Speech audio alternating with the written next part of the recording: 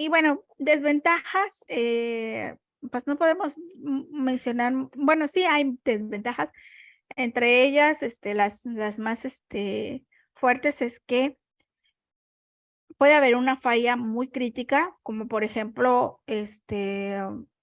mm, los desastres naturales, y si no tenemos, respaldos en ningún otro lugar o forma de resguardar la información, perdemos totalmente la información, perdemos totalmente la base de datos. Los ataques remotos, recuerden que está muy de moda, los hackers hacen ataques, entonces tenemos que mantener la seguridad de nuestro servidor, muy fuerte. De hecho, esa es otra materia que se llama seguridad cibernética y es un tema muy amplio y muy, muy, muy, muy importante también. Este, Otra desventaja es que hay muchas actualizaciones, chicos. Las bases de datos, que como se manejaban antes en CMD o en consola, realmente, pues ya ahorita ya no se usan así. Sí sigue funcionando, sí se siguen, hay personas que sí lo siguen ocupando, pero pues ha ido actualizándose más y más y más. Y obviamente esas actualizaciones tienen un costo. ¿Por qué? Porque nos tenemos que capacitar, porque tenemos que pagar la capacitación, porque tenemos que tener el tiempo para capacitarnos, etcétera. Y obviamente igual hay un aumento de costos. ¿Por qué? Porque am, mm, ahora ya están, por ejemplo, las tecnologías de la nube, estos servicios se cobran este, por volumen de datos. Podemos optar igual por tener el servidor físico, pero también tenemos que estarle dando el mantenimiento, las actualizaciones al sistema operativo, las actualizaciones a la base de datos. Entonces, todo es una tarea, ¿verdad? Pero las ventajas son muchas y a veces sí, bueno, no a veces sí, para las empresas realmente es mucho el beneficio, pero obviamente también es mucho también la carga que tienen que hacer para poder mantener la estructura de sus bases de datos. Ya una vez que tienes el plan definido, todo lo demás es muy rápido. Entonces, que ya tenemos definidos planes de contingencia contra un ataque cibernético, es perfecto. Ya tenemos definido un plan de contingencia en caso de fallas de la luz, perfecto. Ya tenemos un plan de contingencia, si se daña un disco duro, habla de la prevención. Entonces, si somos precavidos, entonces podemos ir sacando mucho provecho de las ventajas. Se cortan distancias, son portables, son dinámicas, se puede compartir la información globalmente, permite ingresar datos ilimitadamente, evita la duplicidad de los datos, hay acceso rápido a los datos, aumenta la productividad. Cuando digo que hay acceso rápido a los datos, es porque si nos remontamos a los tiempos anteriores, cuando queríamos consultar, por ejemplo, un recibo de luz, pues teníamos que ir esperar al mes para poder leer nuestro recibo de luz y esperar después a que llegaran a repartirlo o ir a la sucursal de la empresa para poder obtener nuestro reporte de gasto de luz. Hoy en día no, hoy nada más entramos a una página web, checamos si ya está nuestro corte y si ya está, lo descargamos y ya lo podemos ver. Ya podemos ver el consumo de nuestro gasto.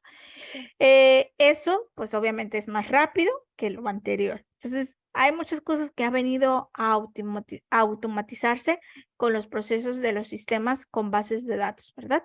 Entonces, sí hay un poquito de desventajas, pero no es mucho. Ahora bien, hasta aquí terminamos con lo que es el concepto de base de datos, características, las ventajas, la estructura. Si no hay ninguna pregunta, continúo con el siguiente tema, que es el sistema gestor de base de datos. El sistema gestor de base de datos es como una aplicación. Entonces, ¿para qué nos sirve? Para proporcionar los servicios, por ejemplo, de definición de datos, manipulación de datos, otorgar los permisos, etcétera. Entonces, el sistema gestor de base de datos, aquí lo tengo en la presentación, dice, es una aplicación que permite a los usuarios definir, crear, mantener la base de datos, además de proporcionar un acceso controlado a la misma. Se denominan sistemas base de datos al conjunto formado por las bases de datos y el sistema gestor de base de datos y los programas de aplicación que dan servicio a la empresa u organización. Ejemplo de ellos, pues son estos: Oracle, Postgres, SQLite, MySQL, SQL Server, DB2, Teradata, Access, Firefox, etc. Entonces, ¿qué podemos hacer a través de estos sistemas? Darle acceso a las personas o a las aplicaciones y a la base de datos. Entonces, nos permite administrar la seguridad, la concurrencia y la integridad. ¿Qué más nos permite? Bueno, obviamente lo que es definir los datos, es decir, crear la base de datos, crear la tabla, crear las estructuras de datos y a manipularlas, es decir, a manejarlas, a generar esos reportes que visualizan los usuarios finales. Entonces, un sistema gestor de base de datos que podemos, que podemos ver que se usa mucho es MySQL, porque es económico, y porque es muy completo. Pero en las empresas, normalmente se utilizan igual sistemas gestores de datos más, potentes como Oracle o como SQL Server. Entonces, ¿cuál vamos a utilizar? Va a ¿Puede ser depender el SAP mucho. también? ¿Mande?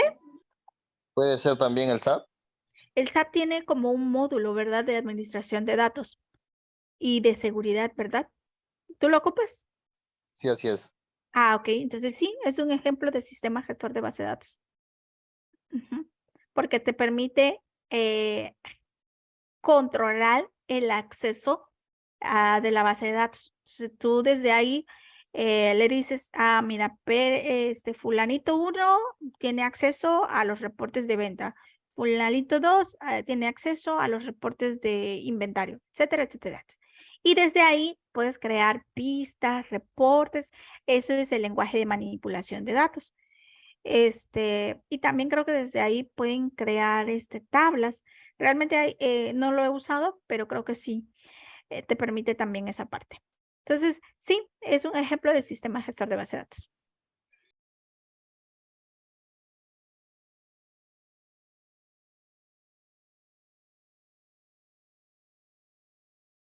Es el SAP HANA, el que les decía yo. Ese es el que les permite como tal realizar modelos de las bases de datos. Es como les permite diseñar bases de datos, este, diseñar rutinas, etcétera. Es que como que SAP tiene varias herramientas y entre Sí, esas, bastante. ajá, y entre esas está esa que les menciono.